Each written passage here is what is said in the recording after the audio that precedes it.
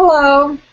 Thank you so much for joining us. This is the inaugural debut of the Modern Kitchen, the Google Plus show that we'll have weekly on Tuesdays at 3 p.m. Eastern Time, and we'll talk about the Modern Kitchen.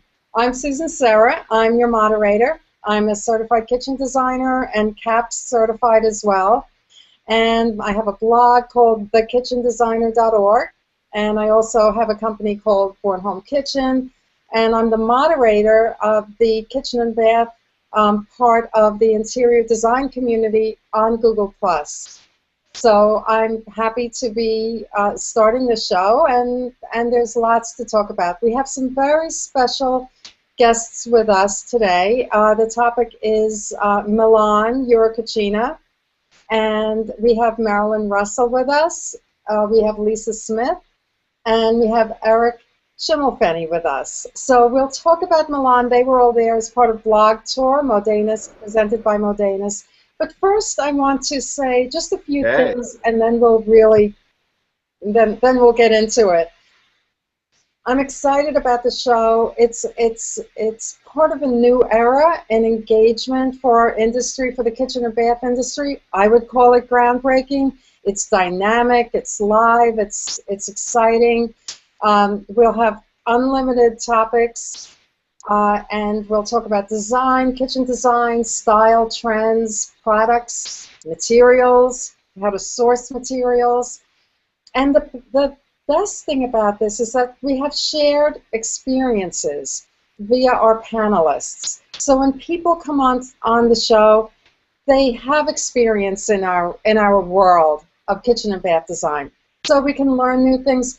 I am really looking forward to doing a whole lot of learning, and there's just so much to talk about. Now, in the comments stream, and Lori, I'll just mention to you, if you hear me, I think the camera might be displaced a little bit, so I'll get back to, yeah, now I see. It seems to be on one person at a time.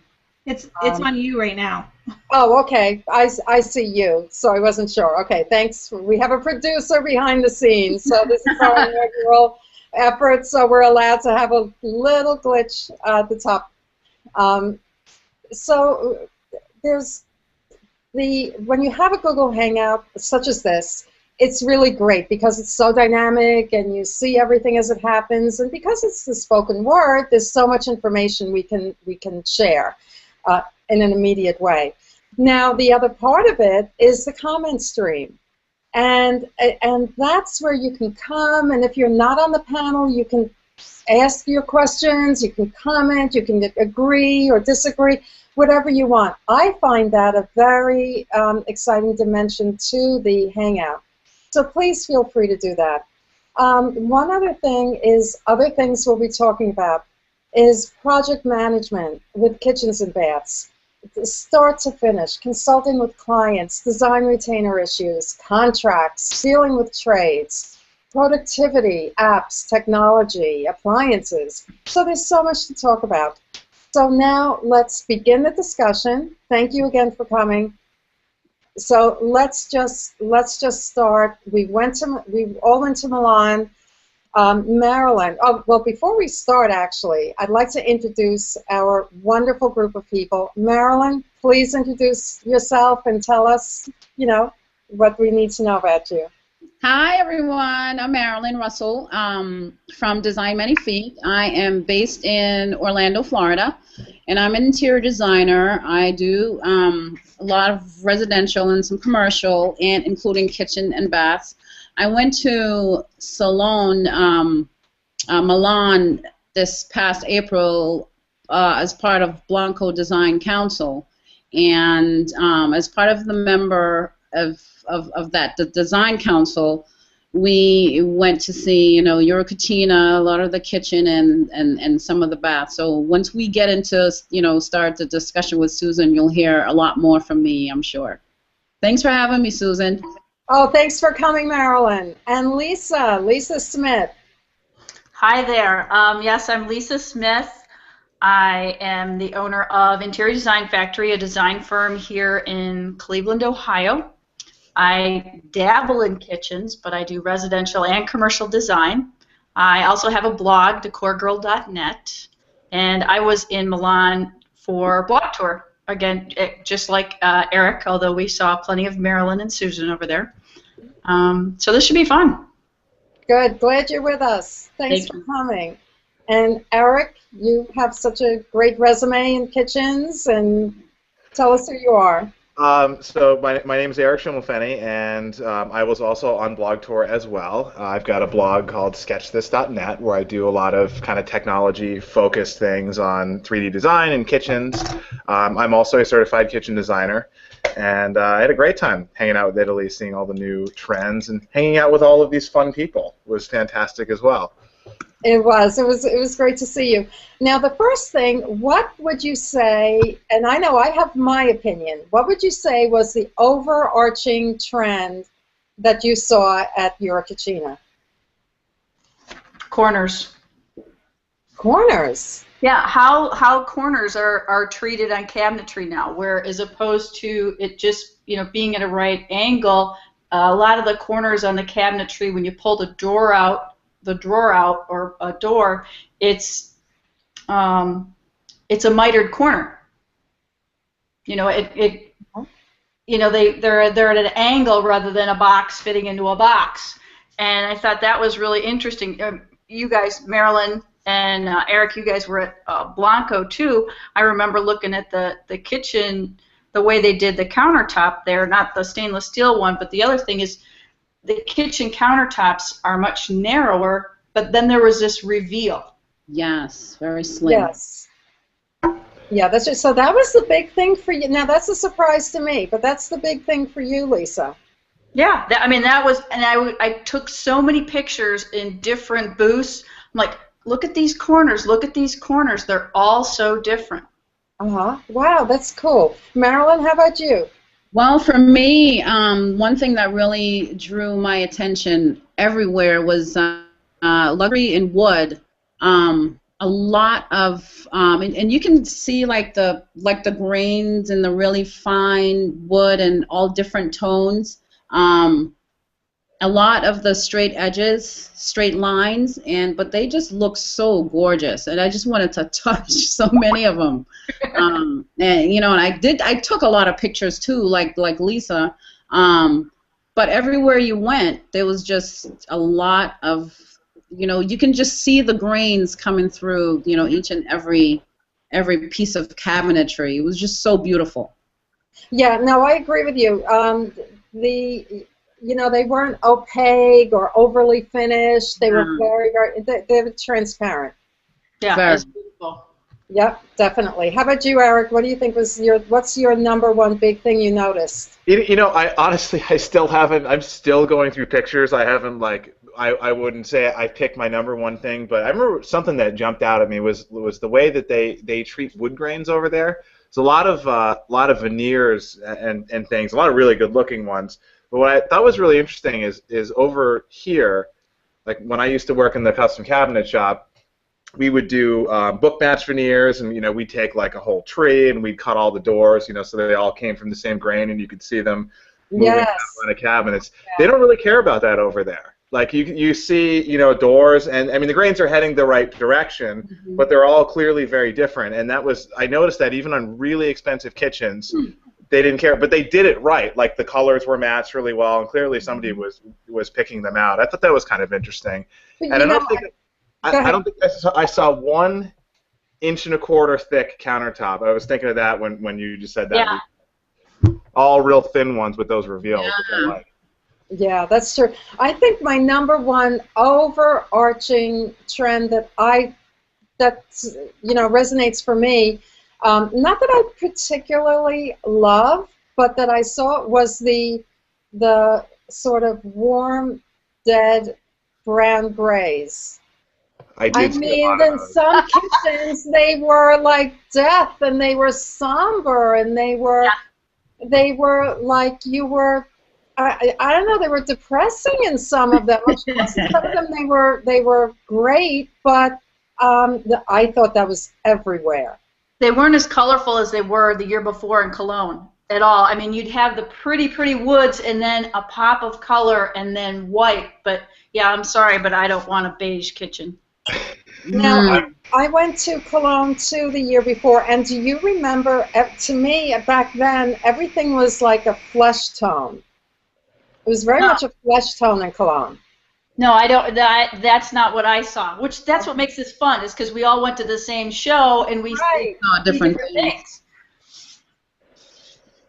Okay, so you didn't notice that. There are a bunch of trends that I wrote down. I think it was on the plane back, and I want to see what you guys think. If you agree, if you don't.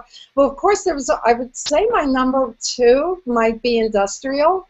Oh yes, I love that. And there was one booth in particular, and I can't remember, but it was the one where the kitchen island was smack in the middle of the floor, and all you saw would just rain, like water drops coming down. It was just so beautiful. Oh, yeah. I've got a picture of that right here. What was the name of that? I remember. It starts with an M.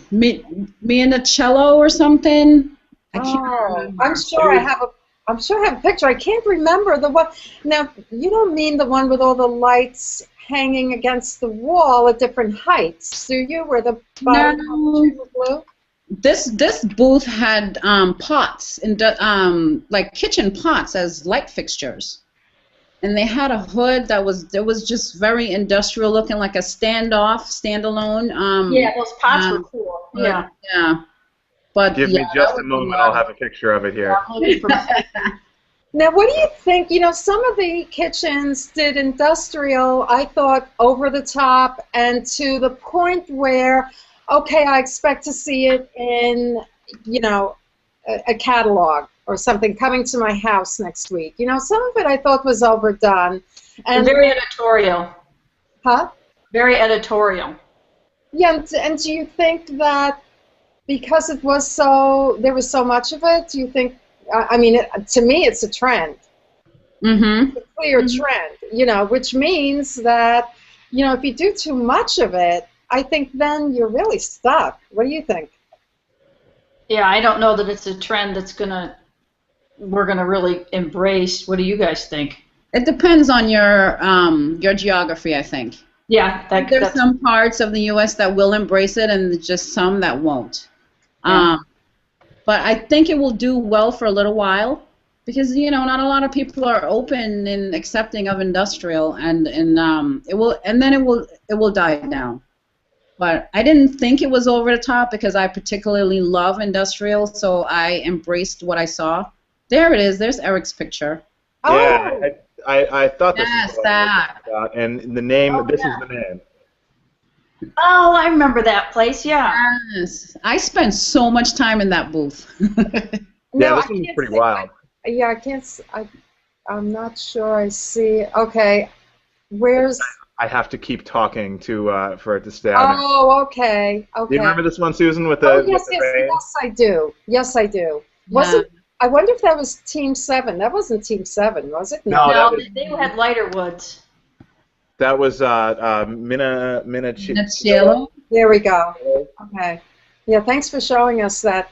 And also, by the way, I was almost all the way through getting pictures ready for a Pinterest board, and I will be putting that up under the interior design community for this our new show. So I would welcome your pins as well. Yeah, I did a whole blog post on them, on that booth. Oh, did you? Mm-hmm. Now, Gloria says in the comment section, Gloria Graham Solicito says, Fendi booth blew me away, but what was with all the secrecy? Fendi is like that. Oh, my gosh. Which booth was this? Fendi. I don't think we saw it, Eric. No, I don't remember that one either. Want to know something? I think I took 6,000 pictures. I don't remember it. Oh, wow. I don't I remember seeing them at Maison Objet, and I tried to, every time I went in there with a camera, they're like, there was a big burly guy at the door, like, no. Yeah. Let's go through some other trends. Now, this one, okay, another one, which was quite overarching, I thought, was concealed everything. So meaning particularly in tall cabinetry, you have concealed you know, major appliances and tall cabinetry. So, do you guys agree with that? Yeah, they hide lots of stuff behind the doors. Yeah, and we learned that we can't do that over here because of our laws. Because we talked, who was it? Was it the Wolf Sub-Zero people or somebody else? Maybe the NKBA people we were talking to about doing that. And they're like, over here you can't hide an oven behind the door. Oh, I think you can. They said it's unsafe. Oh, wow.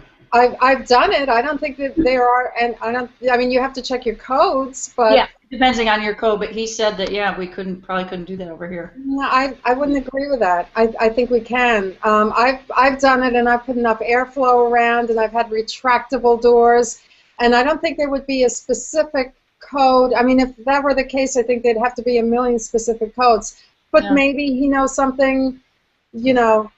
It was a great look. It looked awesome. It's very, it's around a lot. And guys, you know, jump in too. Now, another big trend I'm going to say is I saw extended tables. Oh, yes. Yeah. I saw that a lot. And that I saw at Team 7. Yeah. Yes. Very nice wood there. Yeah, I saw that so much throughout the show. And you know what? It looked so good. And they were very long and narrow, and just, you know, a lot of times they were at a lower height. Yeah. Did you see any that were mixed with different materials? Because that I noticed too. Very much so. Mm-hmm. Yeah. How about you guys? Do you like extended attached tables? I think they're cool. I always like kitchens that are like super configurable. You can do different stuff in, and you know, something as simple as a little fold-out table or a flip-down thing. And then they had those crazy ones, those islands that would rise up and rise down. And, Yeah. I don't know how practical those are, but they're pretty fun. Fun to look at. Yeah, I'm sure they're not fun to pay for, but Right. I liked them because I thought they were, rather than having this big long bar, it's so much more conversational. To have, so people can sort of sit around and talk to each other, not, you know, looking down the, well, what did you say down there? 5 people down there. That's a great point. That makes a difference, yeah. And you know what? They look so elegant. So, you know, there's just such an elegance. It's not like the typical, oh, the granite comes beyond the island type of thing. These were beautiful, beautiful woods in large part. And you know what else? You know what else I noticed? I noticed beautiful chairs against this type of extended table just elevate the whole look. Yes. Wow. I didn't see that. Noticed a lot of those beautiful chairs. I think I noticed a lot of chairs because what I really don't like in kitchens or anywhere are backless bar stools, because I have a bad back and they're really uncomfortable. So I did notice a lot of pretty chairs. I'm like, oh, that's comfortable. That would be comfortable.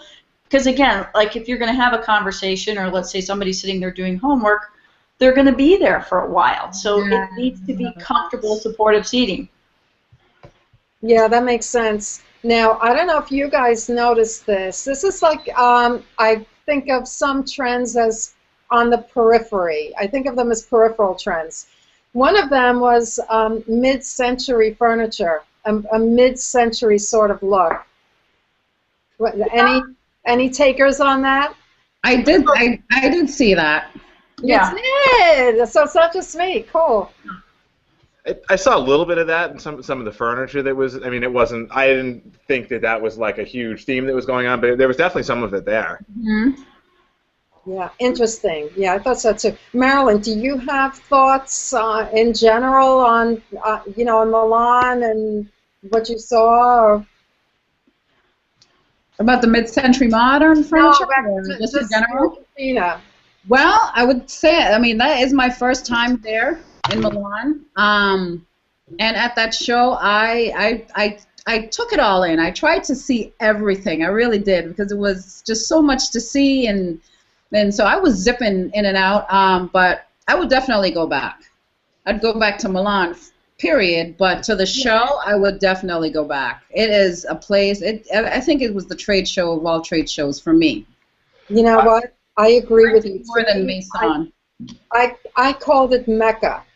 Yeah. To me, it's like, it's just totally Mecca, and I will definitely be back. I spent the whole time in the kitchen buildings. Oh, wow. I didn't have, and I was there for like 6 days, and I spent the whole time there. How about you, Lisa and Eric? I thought Mecca last year was going to Cologne, and and I said, well, you've totally spoiled me from unfortunately going to a U.S. trade show, because this was awesome. And then going to this, I agree, Marilyn, with you, and you too, Susan, completely. This was, and Eric and I were together a lot of the time at the show, and we didn't see much of the show at all. We saw very little bit of it. Yeah. Oh, you did. So where did you spend most of your time then at the show? In kitchens? Kitchen, some furniture, outdoor furniture, some bathroom things, and somehow we stumbled on some really bad furniture. Classic, Lisa. What? You got to be honest. I know. I'm teasing you. Hey, I did a post on it. The good, the bad, Yes. That was a pretty funny couple of moments walking around, because I tend to. I had a great time with all of you ladies, and there's some very opinionated people, and I always really like to. I don't want to taint people's reactions. So there were a few times when I was with you, Lisa. I remember you and Robin were kind of coming around a corner, and I would kind of go, "Oh, that's not going to go well," and then I would just sort of wait. You'd go, "Oh." That's funny. Hey, yeah. I mean, you may as well have fun, Oh, we did. Yeah. I mean, I did too. I was alone because I like to do trade shows alone. But let me tell you, I was working so hard, and my camera was so heavy.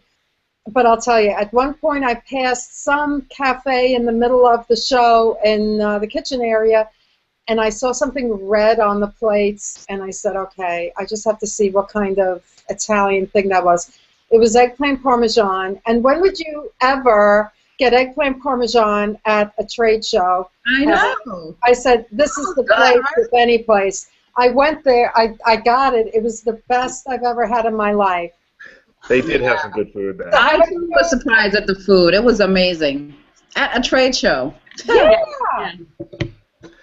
And doesn't it wreck, like Marilyn, you were saying, it totally wrecks U.S. trade shows. And this is like such a diva moment for me, but I went to Live in Kitchen last year, and I got to say the food there was even better than Milan. You couldn't stop eating there. Yeah, there was a lot of food there. Oh, that's great. Okay, I'm going to get us back on track. Back on track. Now we have a comment from Becky Schenkel in the comment stream, which is, why this is so great. She wants to know, how did the Milan show differ from U.S. shows, KBIS, HP Market, etc.? I think we all know it's night and day. It's not even apples and oranges because they're fruit in common. It's night and day between that and KBIS. Eric. Yeah, it was more, I guess from my perspective, I would say it's more designer-oriented as opposed to big box. When I think of KBIS, or just like Neocon, I think office chairs. KBIS, I think, okay, I really don't need to see another toilet. It's geared more towards the design industry and people who want something a little bit more unique and special. I don't know, would you guys agree or disagree? I do. I agree. I think what I felt there was that most of the people that were manning the booths, they were willing to talk to you and not just sell you something and not just find out why you were here. Are you looking for a special product? But they were willing to talk to you more on, just a person-to-person level rather than a designer and a vendor level. You know what I mean? So it was more personal for me. And like Lisa said, it was more design. Yeah, I was gonna say, I felt like people. I mean, it's still, when you really boil it down, people are trying to sell stuff, but people over in Milan were selling design instead of like a new toilet. Yeah. You know, which happens to be good looking. But yeah, it's like, I mean, that stuff aside, just the sheer size of it is Yeah, just, I mean, right? just incredible. And the booths. I mean, even in the bad furniture section, there was like kind of two furniture sections, and I don't remember if it was like two halls, but there were some. We were walking by what was clearly probably like Walmart grade, really cheap furniture in these little booths. But as ugly as some of it wasn't just a bunch of furniture thrown down in a booth. Like, they actually thought about it. It was staged. It was, it was nice. Even if you thought it was ugly, like, people really put a lot of thought and time They into it. merchandised it, yeah. Yeah, Yeah, and, well, and that's, and that was in the lowest end booths. The big ones were just, when we saw that picture I showed, it was crazy.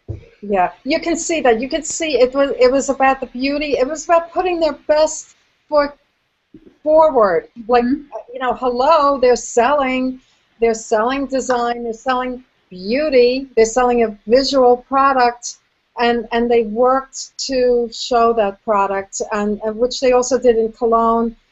Which makes perfect sense, and they built in comfort into a lot of the booths, and were gracious, and the food in the booths was great, and it was just sophisticated. It was elegant. I thought it was great.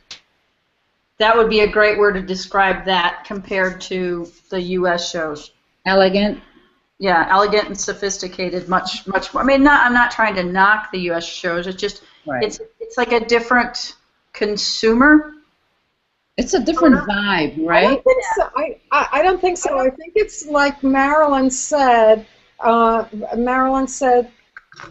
First and foremost, yes, you have to be about selling stuff, but not where you don't pay for a strong designer to design your booth and to make your products look amazing, not just good enough, but amazing.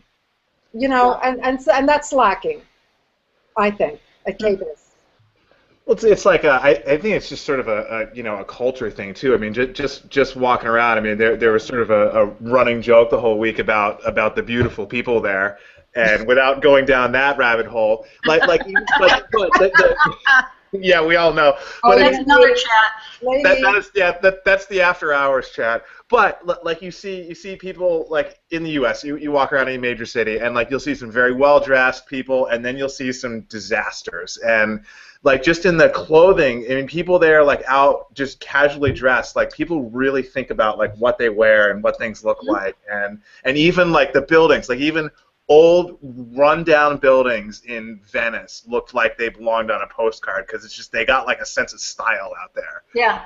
So it's like anything they do, whether it's a display at a show or putting on a sweater, like just they got it, and they make great wine. Yeah, no, they do have it, and it's in the.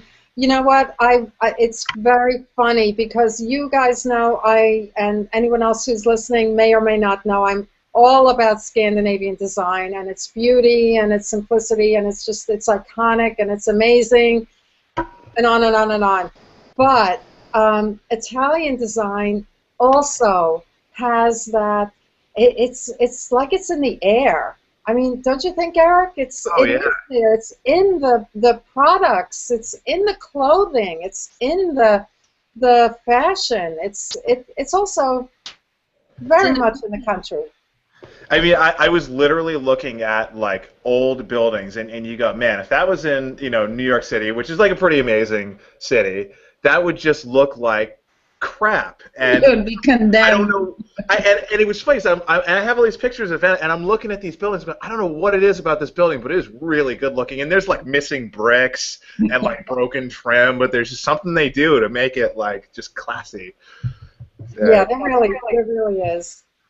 Now, what about appliances? What did you guys did anything hit you in terms of appliances? Oh my gosh! Go ahead. Oh, did anyone see Siemens? The Siemens display? Yeah, but what was I do? but I don't remember anything earth-shaking. They have a cooktop there, and it's been out for a couple of years, but it's a Yeah, we saw it last year in Cologne.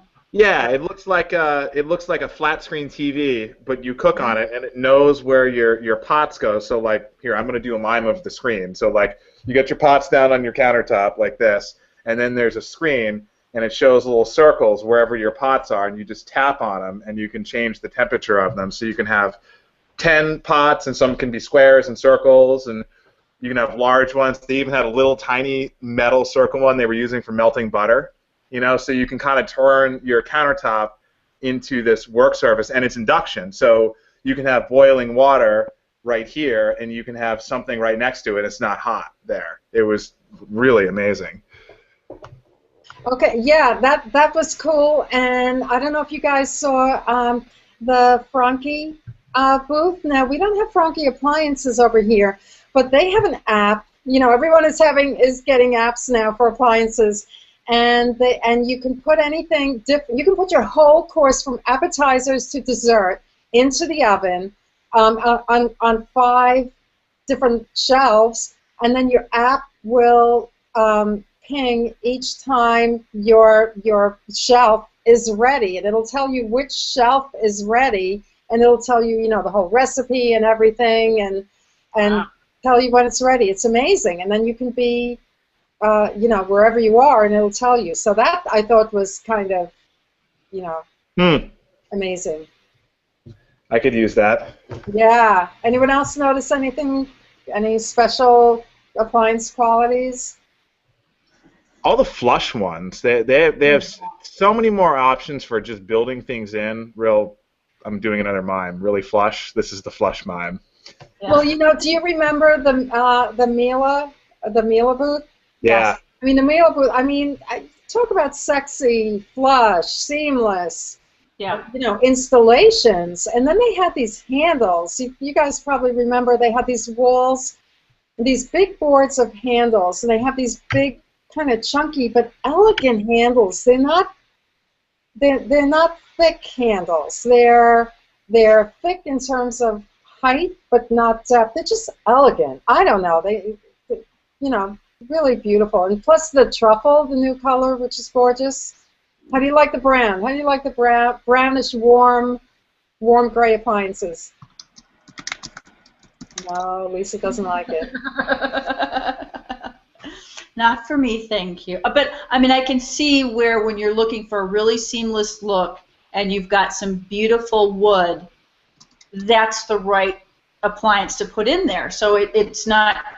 the cabinetry doesn't become a frame for the appliance, where if you put something that was white or black or stainless steel in there. So I think the truffle has its place in a lot of kitchens. Yeah, I do too, and I think it could be very interesting. What do you think, Marilyn? Marilyn, can you hear me? Can't hear you guys. The sound is coming in and out on my end now. Okay, yeah, I thought you were coming in and out before, too. Okay, well, jump in when you can. So we talked about smart appliances. Now, I also thought I saw a trend that I would call serious sinks. Like, there were some serious, amazing, maybe a bit industrial, very strong. Oh, Marilyn, I don't know if you can hear me because you were on the Blanco end of it. I was wondering what you saw. I can jump in. Well, Marilyn's mine was cut out for a second, but it came back. But the Blanco steel art. Did you see that one, Susan? I'm not sure. Where was that? We all went to the Blanco showroom, but they've got. So I'm sure you're familiar with the Blanco. Yes, I know the steel art. Yeah. Yeah. So they've got. They do so. All right, they make all the ones that they have in the U.S. that we're all familiar with, the Magnum and the steel art and all that. But they've got, I believe it's called a steel art. Marilyn will correct me when she gets back. But they weld the whole top. So like they made the whole island top out of stainless steel, and the sink is all one piece. Which, in and of itself, it's okay, fine, it's welding. But when you look at it, I used to weld car body panels and stuff back in high school, and the quality of welding on this is just amazing. It looks like the metal just drops down in, and it's totally seamless. It's really, really incredible. It's perfect. It's as perfectly engineered and made as you can. I remember those. And you really don't see that here, or you see it in maybe in only some markets, but it's a beautiful thing to see. Well, and it's a different thing too, because like to sell one of those sinks here, just the sink by itself without the top, I mean, it's not that hard to convince someone to get a really high-end stainless sink because they look great and they're super durable and all that stuff. But we just don't see. I mean, I don't think I ever could have sold a massive stainless steel island top with a built-in sink to someone. It's just not what we do over here, typically. Yeah. I'd say never, but it's not a typical thing. Yeah, I mean, maybe if you were in the Village in New York City, that might be different, or Miami, or something. Marilyn, how are you doing? Can you hear us? I can hear you now. You're sounding back to normal. I don't know what happened. I think something's wrong with the internet here, but mine went out for a second too, but then it kind of. Oh, okay.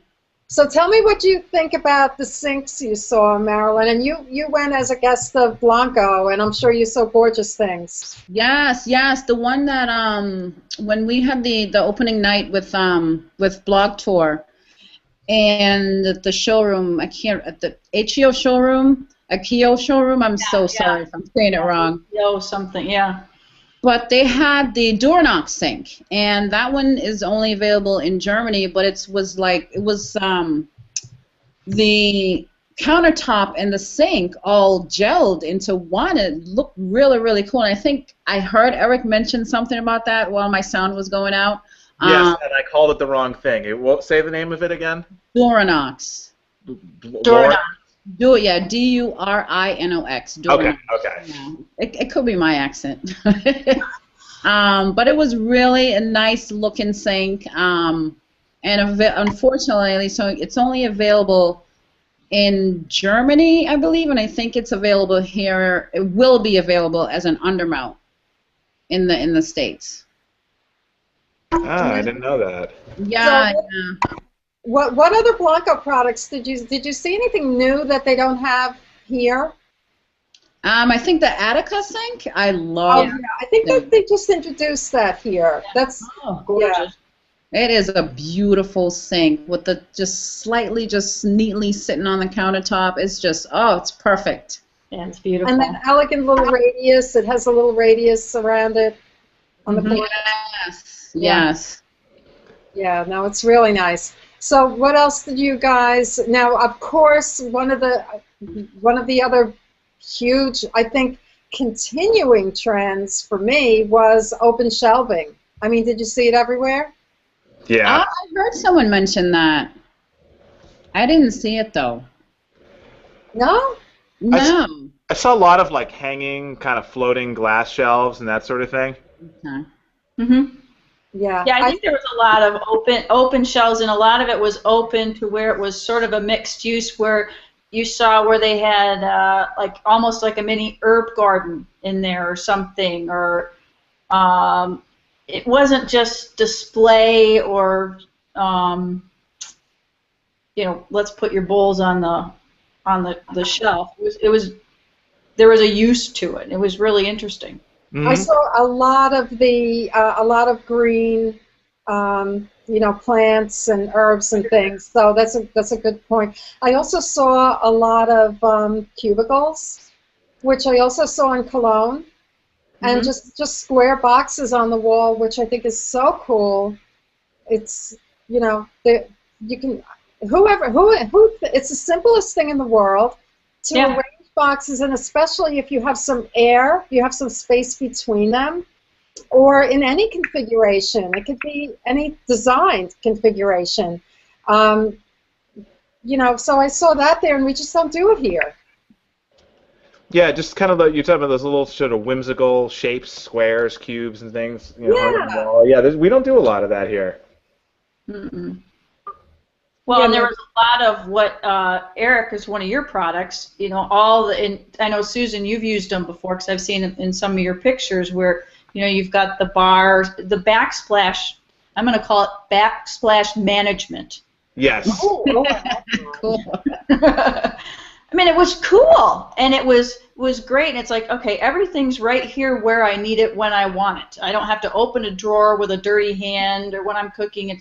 It's all right here, and Eric, even in your showroom outside of Venice when we were there, seeing how they had, it's a little shelf, and like, well, nowadays pretty much if you don't have a built-in, you've got your iPad in the kitchen because it's got a recipe on it or something, and these lovely little shelves you can just put things on.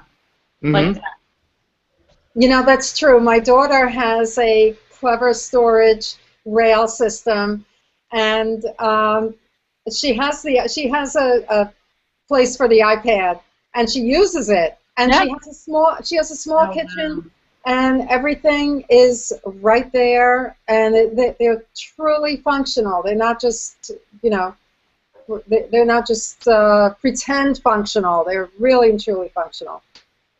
Yeah, I don't know if you guys can see this. Oh, yeah. So this is nice. A slightly newer one, and they have it in all kinds of fun colors with lights and everything too. But the one with the plant on it, that's the one you can stick it. They actually have a special tablet mount for it as well, so you can keep your recipes on there. Yeah, no, that really looks great. Yeah, that looks good. And now, one of the big questions I want to know before we close out is, I don't know if I feel like I saw lighter woods in cabinetry and countertops. What do you think about the wood? Agreed. Wood colors. Agreed. There wasn't a lot of big, and I didn't notice that last year either. There was not this big, heavy staining. It's kind of like if you're gonna cut the tree down, embrace it, and let's see the wood. That's it. I agree. I saw that too. And it was so beautiful. Yeah, it really was. Well, now what do you think about lighter? I actually meant lighter wood colors. I would agree with that. There were a lot of lighter colors. I feel like I saw a lot of like rotary cut oak, so it sort of didn't have the bold oak that we're used to here. It's very straight grained. Rotary cut. What am I trying? Quarter sawn oak. Yeah. Yeah, I thought so too. Love that. So before we close out, any last thoughts or comments about the trip or? I have a question. I don't even know if you guys talked about this while I was out, but did you guys see a lot of hidden sinks? Like what do you mean hidden? Like in drawers, that sort of thing? Yeah, like the sinks, like inside the inside the furniture, and you can pull almost like a shield over it. That's kind of cool. I didn't see that. I saw a few of those. You can pull something over it, and you have to, when you open it, you have to pop up the faucet to actually use it. Yes, I did see one of those. Yeah, I think I saw one of those. So we have a couple of, I just want to go through a couple of questions that we have from the comment stream, which is why this is so awesome, because we can, we can interact with other people. And Becky's asking, what types of products, appliances, fixtures in Europe are available in the U.S.? What barriers are there to bringing them to the U.S.? So in terms of, products, there are lots of Italian kitchens, German kitchens, appliances. What do we have? Smeg. We have, is Siemens? Siemens is here, right? We can't get Siemens here. Not those cool appliances. I was wondering about that. I think they tried a few years ago. They came a few years ago. I beg them every time I see them. They're not doing it though. I mean, I guess I'm not that big of a deal. So. And fixtures, of course, is Blanco, which is wonderful. I mean, I know so many, and they're just escaping me. Anyone else thinking of? Mila, obviously. Huh? You've got Mila for appliances. Of course. Yeah. It's funny, and I think to sort of like I address the question a little bit. Susan, can you read it one more time? Was she asking like what are some of the challenges of getting those over? She said, "What?" I will put it on the screen. She said, "What types of products, appliances / fixtures in Europe are available in the U.S. and what barriers?" I'm not sure we know what barriers, unless it's like, what is it? The codes, various codes. Yeah, so I can actually like give a little bit of insight in that. So with the stuff we do for Clever Storage, we've got a whole line of U.S. products, and if you've seen that, like our shelves, we kind of have this like wood printed. They come in white and gray, but they have this kind of wood printed thing, and that's a U.S. only product. And you guys saw we have a whole setup of the flat rail ones that are over there, and you can't get those in the U.S. They're gorgeous, right? So when I first started, you have to bring them here. Bring the flat rail ones over. And like I thought, because I'm not like a shipping and logistics guy, like just throw them in a box and bring them over, because it's the same product, it just has a different rail on it. But it's this whole, so like Miele is the same way. There's like Miele Germany and there's Miele US, and yes, there's some of the same products, but they're totally different companies, like in terms of the people.